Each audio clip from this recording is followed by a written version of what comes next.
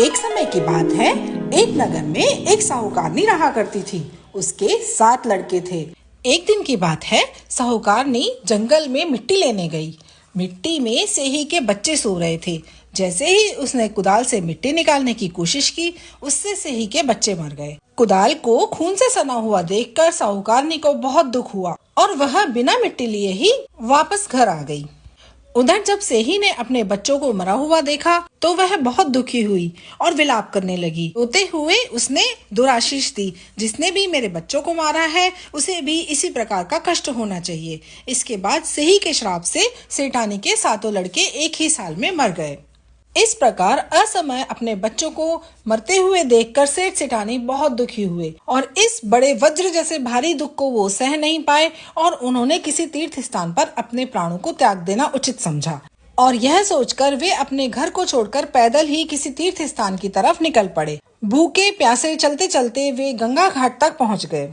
वहाँ जाकर वे मूर्छित हो गए और घाट पर गिर पड़े। उनकी यह दशा देखकर करुणामयी माँ अहोई ने उनको मृत्यु से बचाने के लिए उनके पापों का अंत करना चाहा और इस अवसर पर आकाशवाणी हुई कि हे सेठ, तेरी सेठानी ने मिट्टी खोदते समय ध्यान न देकर सेही के बच्चों को मार दिया था। उसके कारण तुम्हें अपने बच्चों का दुख देखना पड़ा।